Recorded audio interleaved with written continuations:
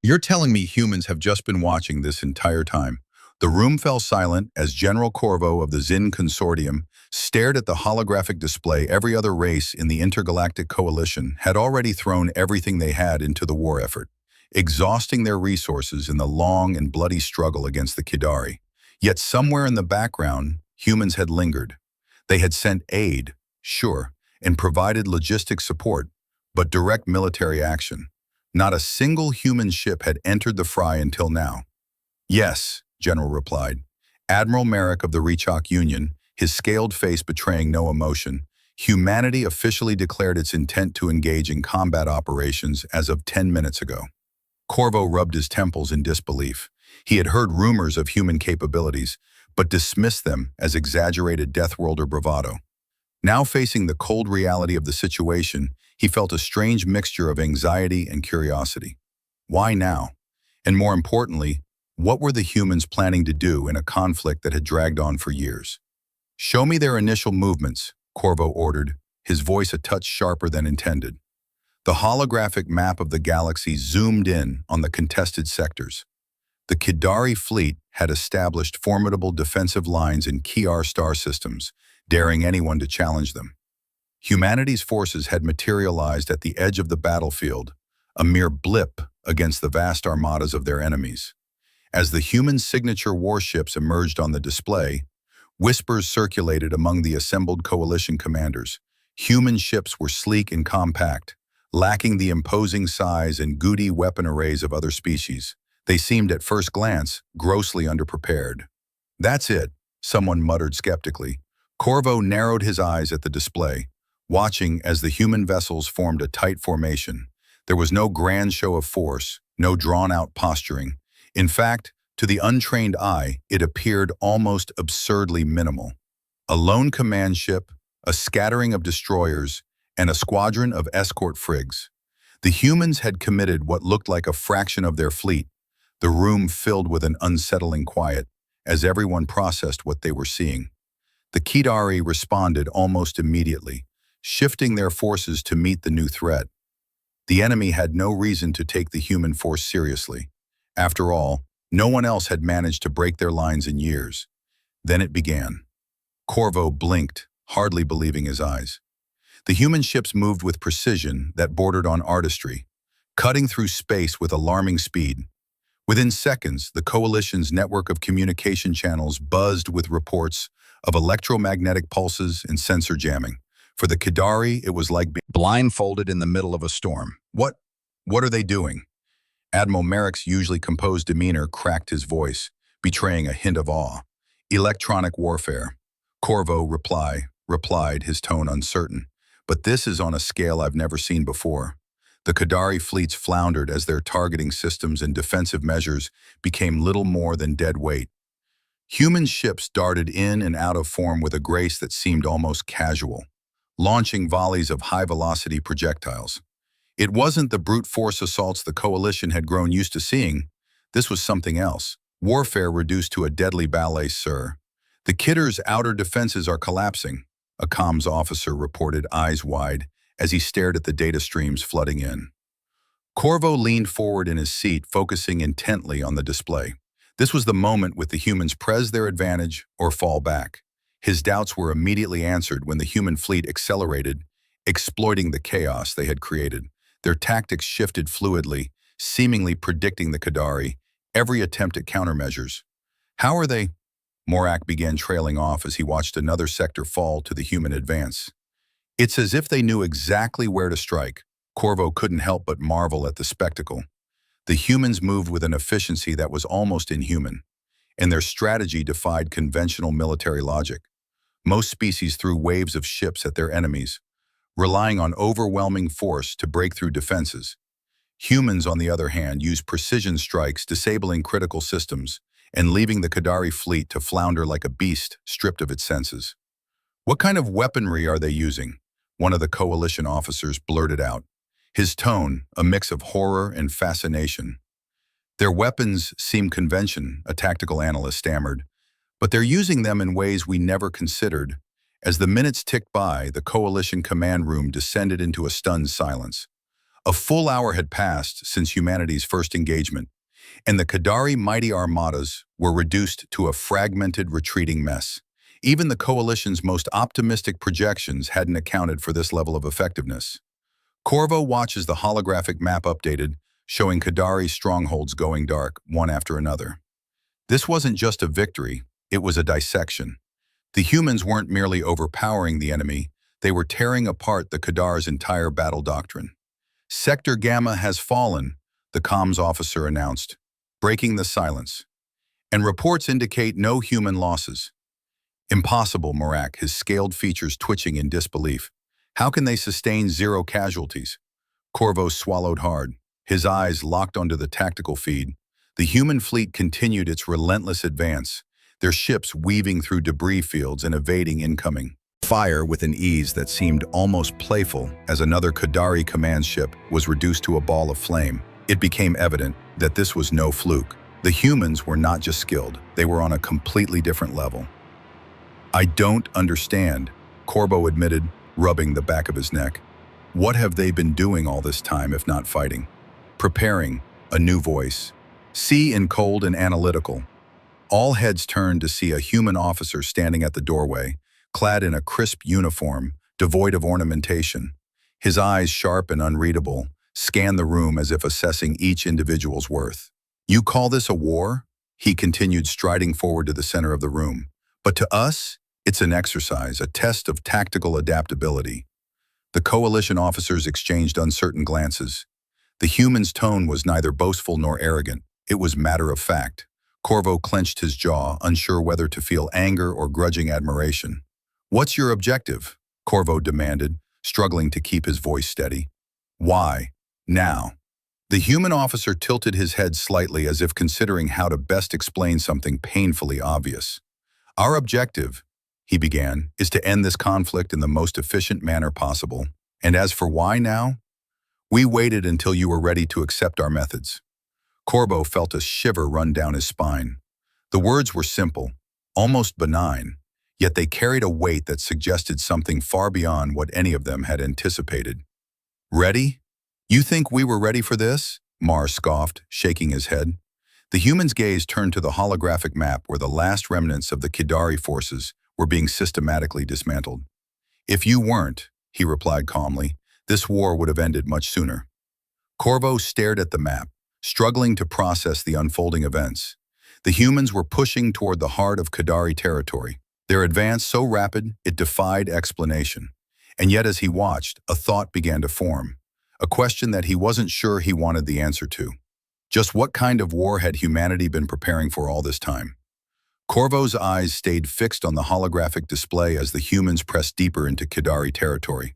The coalition commanders around him remained silent, transfixed by the near absurdity unfolding before them. The human fleet wasn't just fighting, it was dissecting its opponents, exploiting every weakness with a precision that bordered on supernatural. Report, barked Admiral Merrick, breaking the silence. What's the status of the Qadari? Central Command? The tactical officer's eyes darted between screens, hands trembling as he processed the incoming data. Central Command it's failing? Sir, the humans have neutralized their shield arrays, and they're launching boarding pods as we speak. Corvo felt his jaw clench involuntarily. The Qadari Central Command was a fortress, protected by layers of standing defenses that had held against every coalition assault for years now. Those defenses were failing, one by one, like brittle glass under a relentless hammer, boarding pods. Merrick echoed his tone, a mixture of disbelief and horror. They're going inside. The human officer standing nearby merely nodded, his expression impassive. Yes, he said simply, we find that surgical strikes are more effective than brute force. Our objective is to seize control, not annihilate it. Corvo glanced at the officer, unable to suppress a sense of dread. These humans, with their calm demeanor and deliberate actions, were nothing like the rabbit warriors he had expected. They were methodical, calculating, and frighteningly detached from the chaos they were orchestrating. How are they managing this? Another coalition commander asked, his voice shaky. We've been fighting the Qadari for years and barely dented their defenses. And now this. Training, the human officer replied, matter-of-factly. We've trained for scenarios like this long before we even encountered the Qadari space warfare. Ground combat, electronic countermeasures. It's all part of the doctrine. Doctrine, Corvo repeated, narrowing his eyes. You make it sound like you expected this war. The human officer turned to face Corvo, his expression betraying nothing. Expected, number of prepared, for always. The response sent a chill through the room. The coalition had gone to war out of necessity, driven by a desperate need to defend their territories from the Qadari onslaught. But the humans, they had been preparing for war as if it were an inevitability. And now, as Corvo watched the human fleet systematically dismantle the Qadari defenses, he realized that this was not just a show of military might. It was a demonstration of control. General Corvo, a voice crackled through the command room speakers, interrupting his thoughts. It was one of the coalition's reconnaissance officers stationed near the Qadari border. The Qadari flagship is moving. It's trying to retreat to a more fortified sector. Let me guess, Merak, said his tone laced with bitter sarcasm. The humans have already anticipated that. The human officer didn't so much as blink. Of course they'll allow the flagship to retreat for now. It's an old tactic. Push them to their last bastion where they feel safe. Then remove even that sense of security. Corvo couldn't believe what he was hearing. You're toying with them, he asked, incredulous. Not toying, the human officer corrected, his voice devoid of emotion. We're ensuring that when they fall completely. No room for recovery, no chance to regroup. This war has dragged on because everyone fought piecemeal, we don't. Corvo turned back to the map, watching as the Qadari fleet scrambled to reposition. Panic had clearly set in. The humans had broken the unspoken rules of this conflict, operating on a level that the Qaidar had never encountered before. As more sectors fell under human control, it became evident that the Qaidari weren't just losing a battle, they were being undone. We're getting reports of ground operations, the tactical officer announced, eyes wide with shock. The humans have deployed their soldiers to key Qadari planets. Morak let out a low hiss. How are they already launching ground assaults? We've barely established space superiority. The human officer crossed his arms, eyes glued to the map. Parallel operations. While space forces disrupt and dismantle enemy fleets, ground units secure key installations. We train for this. To overwhelm on multiple fronts simultaneously. Corvo felt a knot tighten in his stomach. Every coalition force had focused on one front at a time, struggling to balance the demands of space and ground combat. But the humans, they seemed to have mastered both, executing their plan with a level of coordination that bore ordered on inhuman ground reports. Coming in, the comms officer said, his voice barely above a whisper. The humans have neutralized the Qaidari planetary defenses. No significant resistance. Corvo nearly choked on his disbelief. The Qaidari planets were fortresses, shielded and armed to the teeth. Coalition forces had tried for months, if not years, to breach them, with little to show for their efforts. Yet here were the humans, taking those planets in mere moments. What kind of soldiers are they? Someone muttered, voicing the question that lingered in every mind. Our soldiers are adaptable, the human officer replied, his tone suggesting that the answer was self-evident. We train them not just to fight, but to think, to analyze, adapt, and exploit weaknesses in real time. A hush settled over the room as the coalition officers absorbed this. The humans had turned war into a science, one where victory was less about raw power and more about precision. It was terrifying. What's their next move? Corvo found himself asking, though he wasn't sure he wanted to know the answer. The flagship, the human officer replied without hesitation. They'll let it retreat, and then they'll cut off every route back to safety. Once isolated, the Qaidari command will have no choice but to surrender or be wiped out. So that's it? Merrick questioned, eyes wide. They're already in, anticipating the endgame, anticipating, the human officer smirked. a flicker of something almost resembling amusement crossing his face for the first time. No, they're enacting it. This war was over the moment we entered the coalition. Commanders exchanged uneasy glances. It wasn't just the humans' tactics or technology that unsettled them. It was their attitude. They approached war as if it were an equation to be solved, each variable accounted for, each outcome calculated. The room fell silent again as the humans continued their advance. More Kari worlds went dark on the time. Map one after another, like stars winking out in a vast night sky, the holographic display now showed the Qadari flagship retreating toward its last stronghold, pursued not by a swarm of human ships, but by a calculated, relentless force. What happens if the Qadari surrender? Corvo asked. Almost dreading the answer, the human officer's eyes narrowed. Then, they live, he said simply. We don't fight to terminate, we fight to win, and to make sure no one ever thinks of challenging us again. Corvo nodded, swallowing hard. There was a cold logic to it, a ruthlessness that defied everything he had ever known about warfare. The humans had entered the battlefield not just to win, but to redefine what winning meant. As the map continued to shift, the Qadar's last bastion on the brink of collapse, Corvo couldn't shake the feeling that this was just the beginning of something much larger, and he had no idea what that something was. The room was cloaked in a tense silence as the holographic display revealed the final stages of the human offensive. The Qadari flagship, once a symbol of indomitable power, now appeared small and insignificant as it limped toward its last fortified sector. Its hull was scarred from earlier engagements, thrusters flickering erratically, and its once mighty escorts were little more than debris scattered across space. Kor glanced around the command center, where coalition officers sat in stunned disbelief. Some were terse expressions of awe, others fear, but none could hide their fascination with the humans' unfolding strategy. A mere 5 hours ago, the Qadari had been considered unbeatable. Now their defeat seemed not only possible, but inevitable. Human fleet is closing in on the flagship's fallback point, reported the tactical officer. His voice was shaky as if he himself couldn't quite grasp what was happening. They've surrounded the sector, blocking every escape route. Any signs of Qadari reinforcements? Corvo asked, though he suspected the answer. None, sir, the humans. They've already crippled their supply lines and reserve forces, the officer replied, shaking his head in disbelief. It's over. They have nowhere left to run. Corvo watched as the human ships formed a precise encirclement around the flagship's final refuge. They made no grand gestures, issued no ultimatums.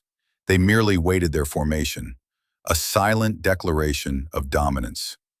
It was a statement as clear as if it had been spoken aloud. There is no escape. The human officer, still standing calmly among the coalition commanders, tilted his head slightly.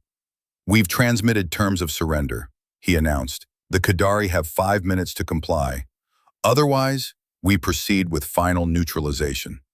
Mar let out a low growl, his eyes fixed on the display. And if they don't surrender, he challenged, unable to mask his disdain. You just wipe them out. The human officer's gaze remained impassive. If they don't choose to reject the terms, then yes, he replied evenly. But understand our goal is not destruction, it's resolution. The end of a conflict so decisively that it cannot resume. Kevo felt a knot in his stomach. The humans operated on an entirely different wavelength, where war was not about glory or honor, but about efficiency and finality. They didn't leave room for ambiguity in their hands. War was a tool to enforce peace, to sculpt the galaxy into a shape where resistance was simply impractical. The Qadari flagship is responding, the comms officer cut in, tension lacing his voice. They're there requesting terms. A murmur ran through the coalition command room. Could it be? After years of war, was it really coming to an end? Put it on, Corvo ordered, trying to maintain an air of authority despite the surreal situation. The holographic display shifted to show the bridge of the Qadari flagship. The Qadari commander appeared on screen, eyes burning with a mixture of rage and fear. His uniform was disheveled, his once imposing demeanor reduced to a semblance of controlled panic. We acknowledge your terms, human, the commander spat. his voice trembling. But know this, you have only won through trickery and deceit, not strength. The human officer stepped forward, his expression unchanged. You lost because you relied on old doctrines. Outdated by eons, he said calmly. Strength lies not in brute force, but in adaptability, in understanding every facet of conflict. We offered you a chance to end this peacefully long before today. You chose otherwise. The Qadari commander glared, his defiance hanging by a thread. For a moment it seemed he might lash out, reject the terms out of sheer spite. But then he glanced around, his own bridge at the faces of his officers. In the weight of reality settled in, the humans had cornered them, stripped them of every advantage, and now held the galaxy's attention on this final moment. Very well, the commander muttered, bowing his head. We surrender. A wave of shock rippled through the coalition command room. It was over, just like that. Years of grueling conflict, countless lives lost, and endless resources expended had culminated in a surrender within 5 hours of humanity entering the fray. The sheer finality of it left Corvo momentarily speechless. Transmission confirmed, the Keys officer announced, barely containing his own surprise. The Qadari have ordered all remaining forces to stand down. The human officer nodded, turning to the coalition commanders. The war is now officially concluded, he stated simply. Our ships will begin the stabilization process for Qadari systems, and coalition forces are free to withdraw to their respective territories. Corvo opened his mouth to speak, but words failed him. It felt surreal. The Qadari were defeated, not in a drawn-out campaign, but in a surgical strike that lasted mere hours. Humanity had achieved in one engagement what the rest of the galaxy had failed to accomplish over years. But more than that, they had reshaped the entire concept of war, how Corvo finally managed, his voice barely a whisper. How did you prepare for something like this, to end a war so swiftly? The human officer regarded him with an inscrutable gaze. We come from a world where conflict is an inherent part of existence, he explained. Survival demanded we learn to adapt, to innovate, and to end threats with finality. War is not our goal. It's a means to an end, a peace that others will think twice about disturbing. Corvo nodded, absorbing the words. It wasn't just about power, it was about understanding, about preparing for every eventuality. Humanity had honed their methods, trained their minds, and embraced a brutal efficiency that set them apart. They hadn't merely joined the war, they had transcended it, revealing that victory was not a matter of who fought the longest, but who fought the smartest. As the coalition officers dispersed, Corvo watched the human fleet regroup on the holographic map. They moved with the same quiet precision as they had during the battle, now shifting to their post-war objectives: stabilization, reconstruction. They were not conquerors basking in glory, they were pragmatists, already setting the groundwork for what came next. For the first time in years, Corvo felt a strange sense of hope, mingled with an edge of fear. Humanity had shown what they were capable of, and the galaxy would never be the same. They had rewritten the rules of war, and in doing so had forged a path toward a peace that could last. The war had ended not with a grand finale, but with a realization that humanity, in its calculated brilliance, had always known exactly when and how to win.